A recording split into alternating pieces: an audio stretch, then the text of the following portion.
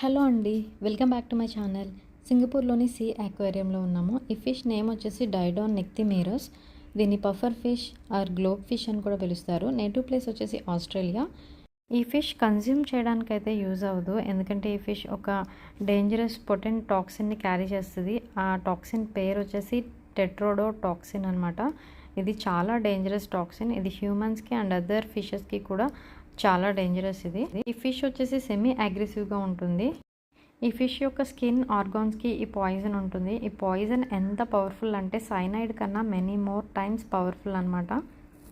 ఈ ఫిష్కి ఒక special feature కూడా ఉంది. ఏంటంటే ఈ ఫిష్కి థ్రెట్ ఉంది అని అనిపిస్తే బాడీని ఎక్స్పాండ్ చేసుకునే క్యాపబిలిటీ కూడా ఈ ఫిష్కి ఉంటుంది. ఈ వాటర్ని బాడీలోకి తీసుకుని ఎక్స్పాండ్ చేసుకుంటుంది అనమాట బాడీని. ఈ ఫిష్ వచ్చేసి సెమీ అగ్రెసివ్ ఫిష్ అని చెప్పొచ్చు. వెరీ పాయిజనస్ ఫిష్ అనమాట. హ్యూమన్స్కి అండ్ అదర్ స్పీషీస్కి